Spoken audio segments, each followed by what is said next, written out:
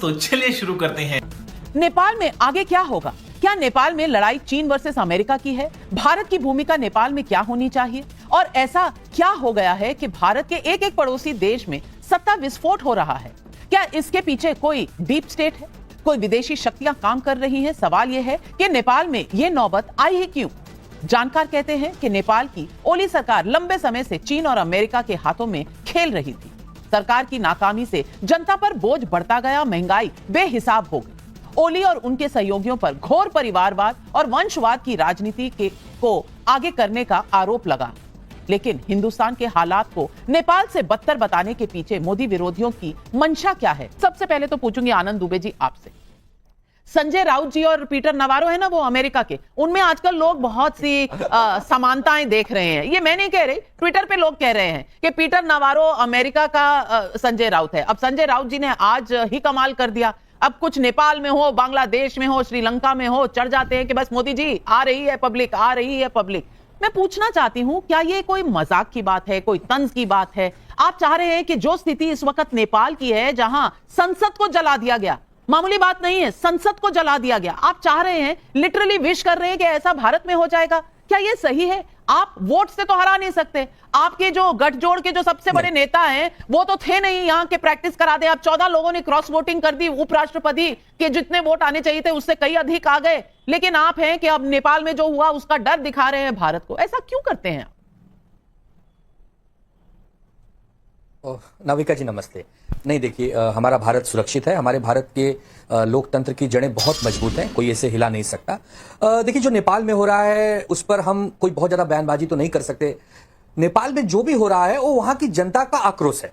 जनता पिछले कई महीनों से, कई वर्षों से परेशान रही होगी। जनता, लोकतंत्र दुनिया का सबसे बड़ा लोकतंत्र है। हमारे यहाँ आंदोलन भी होते हैं तो बहुत ही अहिंसा के तरीके से होते हैं, बैठकर बातचीत होती है, संवाद होता है। हमारे यहाँ ऐसा नहीं हो सकता। तो कोई उस चश्मे से न देखे कि हम कुछ ऐसा सोच रहे हैं जो वहां हो रहा है, पहली बात। दूसरी बात, अब नेपाल में जो नए जनरेशन के बच्चे हैं, अगर वो चाहते हैं कि वहां फेसबुक, ट्विटर, इंस्टा चले तो बिल्कुल सरकार को उनका ध्यान रखना चाहिए, चलाओ। और अगर वो चाहते हैं कि यहाँ भ्रष्टाचार न हो, यहाँ अच्छी सड़कें बने, अच्छी साफ सुथरा पानी मिले, रोजगार मिले, महंगाई कम हो, नेपाल को भी एक समृद्ध नेपाल बनने का मौका मिले, तो जरूर सरकार को सोचना चाहिए। अब चूंकि वहां मिलिट्री ने अपने हाथ में पूरा कंट्रोल लिया है, तो हम समझते हैं कि जब भी मिलिट्री को मौका मिलेगा वो बैठकर बात करेगी, वहां के आवाम से, वहां के नेताओं से, वहां की पार्टियों से बैठकर बात करेगी। और आज नहीं कल, कल नहीं परसों एक लोकतांत्रिक सरकार नेपाल को मिलेगी और नेपाल की स्थिति बेहतर हो, ऐसा हम चाहते हैं। क्योंकि आप कहीं कुंभ के मेले में संजय राउत से बिछड़ तो नहीं गए थे? एक राम एक शाम बन गया, एक अमीर एक गरीब बन गया। एक बोल रहा है मोदी जी देखो यहां भी हो सकता है, एक कह रहा है नहीं यहाँ की लोकतंत्र बहुत स्ट्रांग है। आनंद दुबे जी, समझ में नहीं आ रहा, एक ही सिक्के के दो पहलू हैं या फिर सिक्के कहीं कुंभ के मेले में बदल गए? करण वर्मा जी, आपको क्या लग रहा है?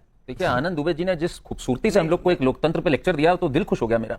ये क्या कमाल का यूटर्न मारा इन्होंने बिल्कुल ही संजय राउत की स्टेटमेंट को दरकिनार कर दिया। तो देखिए नाविका जी, ये इनकी कॉन्फ्रेंस ही ऐसी होती होगी उद्धव जी की कि भाई संजय राउत को हम लोग खुला छोड़ देंगे, वो ऐसी ऐसी बातें करेंगे, आनंद जी आप संभाल लीजिएगा, बिल्कुल पलटा मार दीजिएगा न्यूज स्टूडियो में जाकर के। नाविका जी, बड़ी गंभीर बात है ये। आज जिस तरह से इन्होंने ये बात बोली संजय राउत जी ने, और इन्होंने टैग किया नरेंद्र मोदी और अमित शाह को, मतलब कि एक तरह से ये कह रहे थे कि हम इस तरफ बढ़ सकते हैं। और ये कोई पहली बार नहीं बोला है इन्होंने कई बार ये स्टेटमेंट बोले हुए हैं, देश में ये हो जाएगा। और ये पूरा जो विपक्ष है, मैं सिर्फ शिवसेना उद्धव ठाकरे की बात नहीं कर रहा हूं, राहुल गांधी ने क्या बोला था, fight against the Indian state. क्या मतलब था fight against the Indian state से? हर बार इन्होंने ये कोशिश करी, जब हम लोगों ने सीएए के टाइम पे देखा, फार्मर प्रोटेस्ट के टाइम पर देखा, इन्होंने पूरी कोशिश करी कि इस देश में कैसे हिस्से किए जाए। कभी राहुल गांधी नॉर्थ साउथ का डिवाइड पे खेलते हैं, कार्ति चिदम्बरम उस पे बोलते हैं, प्रियंक खड़गे बोलते हैं, कभी बोलते हैं विदेश में जाकर के कि क्या सिख यहां पे पगड़ी पहन पाएंगे। सोचिए जरा कितनी बड़ी बात बोली। कभी कहते हैं सनातन की समाप्ति की बात हम लोग सुनते हैं डीएम के द्वारा, कभी कहते हैं नॉर्थ वाले जो हैं वो टॉयलेट क्लीनर है, पानी पूरी वाले हैं। हर बार ये डिवाइड करना, कभी भाषा के आधार पे, कभी नॉर्थ साउथ पे, ये इनकी सोची समझी रणनीति है। पर नाविका जी, आज एक लेसन है हम सबके लिए कि ये जो लोकतंत्र है ये बहुत ही एक सुसज्जित चीज है हमारे लिए, और हमारे संस्थानों का सम्मान होना चाहिए। इस तरह से हमें कभी भी विपक्ष को ऐसी अनुमति नहीं देनी चाहिए कि किसी पर भी लांछन लगाएं बिना किसी आधार के, कभी वोट चोरी कहें, कभी कुछ कहें। हमारे डेकोरेटेड इंस्टीट्यूशंस आज भी इंटैक्ट है, और शुक्रगुजार हूं मैं कि हमारी इकोनॉमी स्ट्रांग है, हमारे फंडामेंटल स्ट्रांग है, इनको मौका नहीं मिल रहा है ऐसा कुछ बोलने को। उसी इकोनॉमी को ये डेड इकोनॉमी कह चुके हैं। 7.8 पे जो ग्रो करती है, जहां इन्फ्लेशन 1.5% लगती है। और अलाइव कौन लगता है? तहसीन पूनावाला जी, मुझे पता नहीं अलाइव कौन आपको लगता है। 452 वोट कैसे आए? कौन छोड़ के चला गया? ये मलेशिया का खामियाजा है या फिर आपके दोस्त ही आपसे दूर हो रहे हैं? कुछ बताइए। 14 लोग कौन थे जो क्रॉस वोट कर गए? दोस्त दोस्त ना रहा, प्यार प्यार ना रहा। आज पियानो बजाने का दिन है।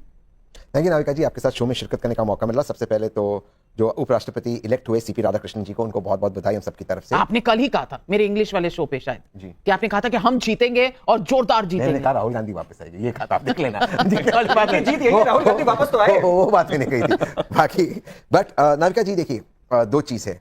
आपका जो पहला सवाल था कि 14 वोट गए कहां, कैसे गए, यही तो मैं बता रहा हूं कि जहां जहां भाजपा चुनाव लड़ती है वहां वहां वोट गायब होता है। तो हम जानते हैं, ये तो हम जानते हैं। चोरी हो गया। वो जो चुनाव जीते, मैं तो यहाँ कहता भी हूं, चोरी हो गया। मैं को नहीं दे दिया हाँ? एनडीए के लिए खड़गे जी ने तो मैं मतदान कर जिसने दिया जिसने नहीं दिया वो मुझे नहीं पता, मैं पार्लियामेंट गायब का किसका हुआ? खड़गे जी का वोट गायब हुआ या प्रियंका जी का? पर गया तो बीजेपी के पास ही ना। ये बीजेपी जनता के आक्रोश को, जनता की खामोशी को एक्सेप्टेंस समझने की भूल ना करें कि आप उकसा रही हैं। इसलिए लाया आप गया, क्या इसलिए भारत नहीं कि की आप अपने जनता को बच्चों को उकसा बाहर रही हैं कि नेपाल जैसा मंजर भारत में हो जाए?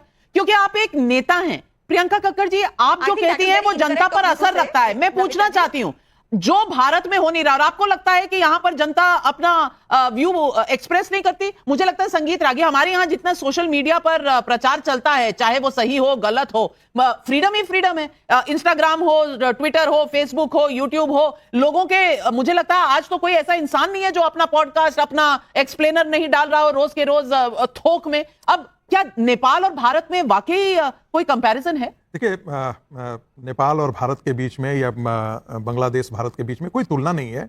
एक बहुत बड़ा देश है और हमारे देश के आगे सब बहुत छोटे छोटे एक प्रदेशों के बराबर इनकी जनसंख्या भी है और इनकी लोकतंत्र की जड़ें भी बहुत गहरी नहीं है। बांग्लादेश के अंदर तो आप हमेशा आपने देखा है कू होते रहा है, पाकिस्तान के अंदर कू होते रहा है, श्रीलंका में थोड़ा अपवाद दिखा था, और नेपाल के अंदर भी पिछले कई वर्ष से ये आंदोलन चल रहा था। और वहां पर 3 तरह के आंदोलन थे। एक तो भ्रष्टाचार के खिलाफ था, दूसरा लिमिटेड राजशाही के खिलाफ के पक्ष में था, और तीसरा नेपाल को फिर से हिंदू राष्ट्र घोषित किया जाए, इसके पक्ष में आंदोलन चल रहा था। तो इन चीजों को धीरे धीरे कल्मिनेट किया गया है। वहां के एक बहुत बड़े नेता को मैं जानता हूं जो पिछले 2 साल से आंदोलन चला रहे थे, उनको 6 महीने पहले जेल में डाल दिया गया। वो आकर के 1 महीना पहले ही वो जेल से निकल करके बाहर आए हैं और उन पर यही आरोप था, उन्होंने आरोप यही लगाया था कि जो प्रधानमंत्री ओली हैं उनका मलेशिया के अंदर, इंडोनेशिया के अंदर, दुबई के अंदर जो है वो वहां से उनकी फंडिंग हो रही है, वहां पर उन्होंने इन्वेस्टमेंट कर रखा है, फिर तस्करी के जो पैसे हैं वो उनके कमीशन के रूप में उनसे मिलते हैं। और ये सारे आरोप लगा करके लाखों लाख की भीड़ जनता सड़कों पर थी नेपाल में, और एक का तो मैं स्वयं साक्षी रहा हूं, इसलिए मैं कह सकता हूं। उनको पकड़ करके जेल में डाल दिया गया, वो आज जाकर के कल्मिनेट हुआ है। मैं नहीं जानता हूं कि कौन इसमें है, लेकिन बालेंदु शाह के बारे में थोड़ी बहुत जो मेरी जानकारी है, उनके ऑफिस में ग्रेटर नेपाल का मानचित्र लगा हुआ है। अब इसका अर्थ जिसको जिसे जैसे लगाना है वो लगाए। रही बात भारत के अंदर, तो इन नेताओं की इच्छा तो यही है। जब राहुल गांधी कहते हैं अमेरिका में जाकर के कि आप लोग इंटरवीन क्यों नहीं करते हैं, और जब जितनी पॉलिटिकल पार्टियां हैं नरेंद्र मोदी को वो राजनीति से परास्त नहीं कर सकते हैं, इसलिए वो इन चीजों का सारा। आपको क्या लगता है किसान आंदोलन कोई अलग आंदोलन था? सीएए का आंदोलन कोई अलग आंदोलन था? एक चीज जान लीजिए, इनकी इच्छा यही है, लेकिन ऐसा होगा नहीं। दूसरी बात, किसकी इच्छा है? ये डीप स्टेट के साथ कॉन्स्पिरेसी कौन कर रहा है भारत के अंदर? मैं फिर आपसे कह रहा हूं, मेरा पूरा यह कन्विक्शन है कि कांग्रेस पार्टी डीप स्टेट के साथ अलाइन करके काम कर रही है, नहीं तो इस प्रकार के आंदोलन खड़े करने की बात देश में नहीं होती। आपको क्या मालूम है ये जो एडीआर है उसकी फंडिंग कहां से होती है? इसकी एडीआर की फंडिंग का जरा आप लोग रिपोर्ट निकाल लीजिएगा, लंबी इस पर चर्चा चल जाएगी।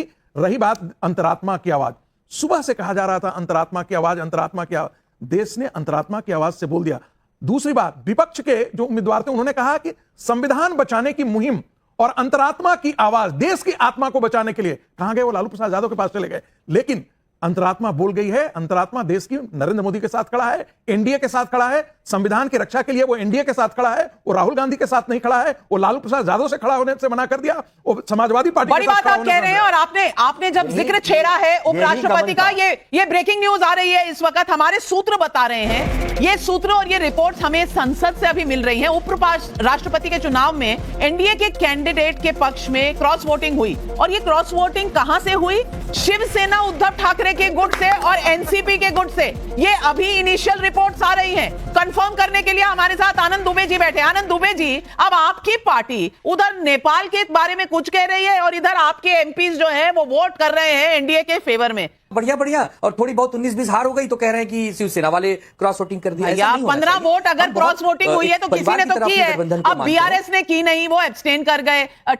वहां जगन रेड्डी की पार्टी सपोर्ट कर गई, बीजेडी ने की नहीं। अब आप शर्मा क्यों रहे हैं आनंद दुबे जी? मन में जो है बता दीजिए ना। आपने कहा ईवीएम में खोट है, इलेक्शन कमीशन में खोट है, यहां पर तो पेपर के पर्चे डले थे, यहां पर कहां से खोट निकल आया? यानी कि आपके गठबंधन में कहीं ना कहीं खोट है। कम से कम ये तो मान लीजिए। तलवार तो पकड़ लेंगे लेकिन उसको चलाएंगे नहीं, तब आप कैसे चुनाव जीतेंगे? मोदी जी 2 दिन वहां कार्यशाला में बैठे थे, आखिरी बेंच पर बैठे थे, तो मोदी जी से कम से कम पूरे इंडिया गठबंधन को सीखना चाहिए कि अब जब कोई आगे का चुनाव हो तो सबको। पर आप तो राहुल गांधी की क्लास में है, टीचर था नहीं, क्लास हुई नहीं। नाविका जी इन्होंने तंज कसा है तहसीन जी के ऊपर। इन्होंने राहुल गांधी पर तंज कसा है कि भाई देखिए प्रधानमंत्री बैठते हैं, राहुल गांधी जी निकल जाते हैं जब समय होता है। ये क्या हो रहा है?